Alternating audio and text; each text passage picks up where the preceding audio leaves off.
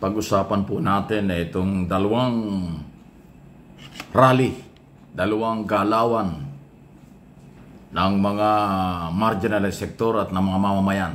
At yan naman po ay karapatan nilang lahat na naaayon sa kanilang paniniwala at ating mga batas sa tamang proseso. Kaya ko po binabanggit ito kasi halos magkasunod ilang araw lang ang pagitan Okay? 5 araw lang po ang pagitan itong mga naka-schedule na mga rally. Ang unang rally ay sa January 13 ng Iglesia ni Cristo. Na ang kailang rally ay for peace, kapayapaan. Rally para sa kapayapaan ng bansa. Yan po yun. So, maganda yan. Dahil kapayapaan, sino bang ayaw nun? Sa January 13 at Iglesia ni Cristo ang nag-organize niya na sila po yung gumagawa niyan. Maganda po yan. Sino bang ayaw niyan? Suportado natin ang kapayapaan. Peace rally, kapayapaang rally. Ayan. Ayaw yan ng mga DDS, ng mga Duterte supporters kasi akala nila pag nag-rally ang Iglesia laban kay Marcos, laban sa gobyerno, laban sa administrasyon. Ay hindi po. Para sa kapayapaan. Maganda yan. Kapayapaan. Sino ba naman ang ayaw ng kapayapaan? Diyan lang mga makasarili at mga gustong mang-agaw ng gobyerno. Yan ang ayaw ng kapayapaan. Pero ito hong relihiyong ito at maraming relihiyon sa bansa at mga Pilipino, gusto lahat peace, kapayapaan sa buong mundo, hindi lang sa Pilipinas. Okay yan. Alam problema. Ibabalita natin yan. Kaya nga natin tinatalakay ito kasi maganda ang layunin ng Iglesia ni Cristo. Mabuhay ang INC, mabuhay po kayo. Tama yan, huwag kayong papagamit sa mga makasariling galawan. Yun namang mga nanggagamit sa inyo, nabuko na kayo. Ilang linggo nang pinag-uusapan yung rallying yan, akala nyo pabor sa inyo, hindi. Dahil ito ay para sa kapayapaan ng bansa. Okay. Any comment, reaction? Salamat po sa inyo. Sunod ay itong January 18. Di ba? 5 days lang ang pagitan yan. Yung 13 ay sa Monday na yun Huwag mo tutuloy, di ba? Yung 18 naman ay sa Saturday, araw ng Sabado. Tama, Saturday pala yung 18 sa 2025 calendar natin. Ito naman yung grupo, ito matindi, diretsahan.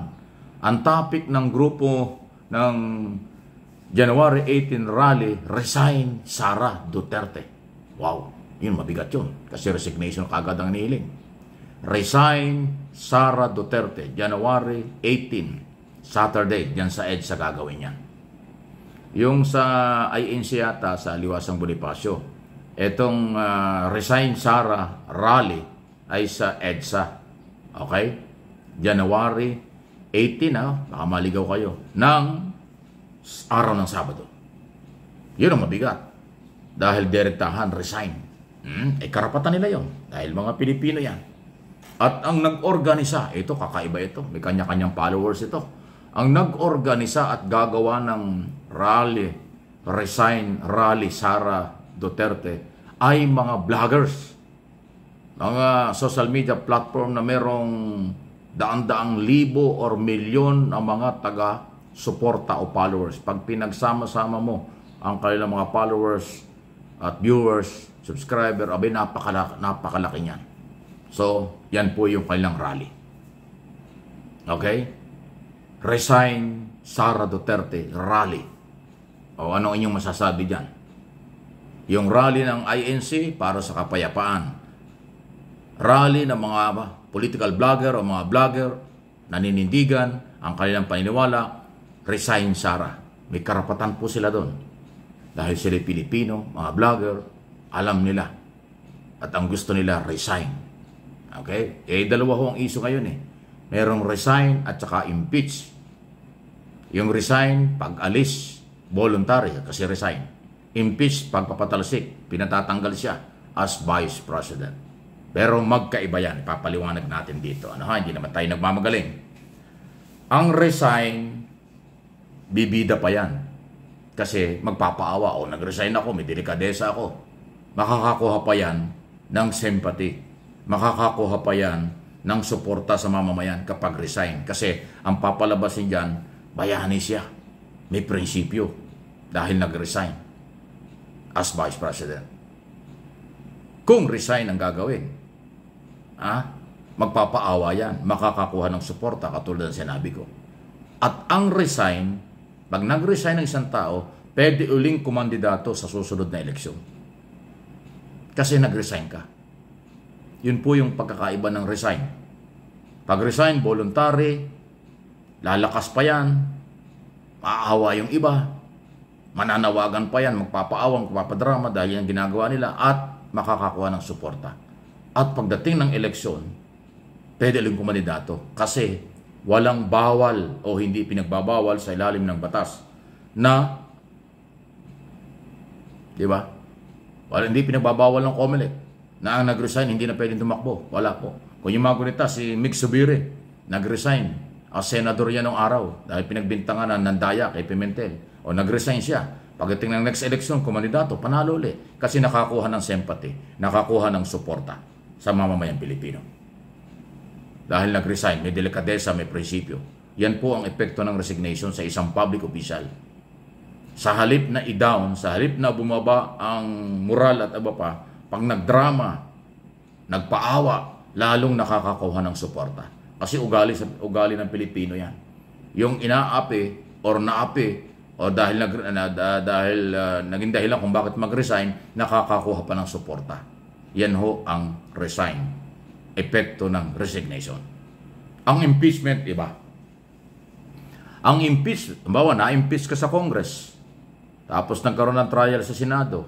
Kasi ang impeachment, tinatanggal ka pinatanggal ka sa pwesto. Ang trial, ibig sabihin, yan yung panghuhusga. Yan patutunayan kung karapat-dapat kang tanggalin. Kaya iba yung trabaho ng Kongreso sa Senado. Sa Kongreso, titingnan kung merong probable cause o tama ang proseso ng pagpapile ng impeachment. Yun lang ang trabaho nila. Pag nakita nila, may basihan, i-impeach niya. Yung article of impeachment, dadalhin sa Senado. Sa Senado naman, trial. Patutunayan kung sila talagang dapat tanggalin. Patutunayan kung may ebidensya yung article of impeachment, may trial of public trust, graft in corruption, kung ano, yun, dun, trial yun. Aalamin kung may basihan. Pag may basihan, magbubutuhan ng mga senador, pag nakakuha ng enough number, tanggal ka sa pwesto. In other words, impeach sa Congress, tanggal sa Senado, pagka nakakuha ng ebidensya. At, ito yun, importante. Pag na-impeach ka, natanggal ka, yung mga impeachable official dito sa ating bansa, ban na yan sa any public office. Kung di ako nagkakamali. Yun ang malaking pagkakaiba. Hindi ka na pwedeng kumandidato sa susunod na eleksyon. Hindi ka na pwedeng pumasok sa gobyerno kapag na-impeach ka. Yun po yung mabigat na kaparusahan ng impeachment. Nakasabihin nyo, bakit si Erop Estrada na-impeach? Tapos nakatakbo as mayor. Aba, hindi naman siya na-impeach. Nagkaroon ng people power noon. Kasi nga nagkagulo doon sa Bilardi account. Hindi ho natapos yung impeachment. Kasi nga nagkagulo na doon sa Bilardi account ng people power, tanggal si Erop. Pag people power, pwede ka pang tumakbo ulit kung gusto mo sa mababang posisyon. Dahil kasi one time lang mag-presidente. Ayan po yan. So, pag impeachment, pag na-impeach ka, ban ka sa any public office. Elected, appointed, hindi ka na pwede. Yun ang kaparusahan ng impeachment or pagtanggal sa iyo. Sa ilalim ng 1987 Constitution, impeachment. So magkaiba yung rally kaysa impeachment. Kuha na nyo? Saan kayo ngayon? Sa resign or sa impeach? Kasi ngayon, tatlo, magiging apat na yung impeachment complaint. Una, yung marginalized sector, yung civil society group, tapos marginalized sector, tapos mga abogado at mga kaparian, tapos itong pang-apat, mga congressman. So, apat. Yan ang proseso kasi. Sa sa mga impeachable official, President, Vice President, Chief Justice, Associate Justice ng Supreme Court, Chairman ng COMELEC, Commissioner ng COMELEC, lahat yun. Chairman ng Civil Service Commission, at saka Commission on Audit at Office of the Ombudsman. Yung iba pa, hindi ko matandaan. Yan po yung mga impeachable official na Matindi po ang mga posisyon ng mga yan. Hindi pwedeng tanggalin yan ng presidente, hindi pwedeng tanggalin ng kahit sino yan. Kailangan dadaan sa impeachment proseso ng impeachment bago sila matanggal. Si Vice President at ang Pangulo kasama dyan. Ngayon, ang merong 3 impeachment na magiging 4 pa na nakapile before Office of the Secretary General ng Kongreso ay si Sara Duterte, Vice President ng bansa. Yun po yun. So yung rally sa January 18 ng mga vlogger, okay po yun, karapatan nila yun. Yun ang kanilang paniniwala. Rally. Resign. Sara Duterte, rally. Karapatan nila yun. Wala tayong magagawa ron. Kaya ko lang ho, pinapaliwanag sa inyo ano ang mabuti at ano ang tama. Parehas tama yan, pero sa tingin po ninyo, ano ang kailangan para kay Sara Duterte? Resign or impeachment na ipaliwanag ko na po. Nakuha na nyo. So, abangan po ninyo kung anong maganda dyan. Kaya nga tinitimbang ko yung mabuti. Actually, meron nag-iimbita sa akin. May nagsasabi, oh Mike, bakit hindi ka kasama dun sa rally? Inaaral ko pa po kung kailangan ko sumama o hindi. Pasintabi na dun sa mga, nirespeto ko yung mga vlogger na organizer. Inaaral ko pa kung sasali ako sa kanila. Inaaral ko pa kung dapat ako magpunta ron. Kaya ang ginagawa ko, pinapaliwanag ko sa inyo na mga viewers, mga followers, saan kayo? Sa rally or sa impeachment? Or resign or impeachment?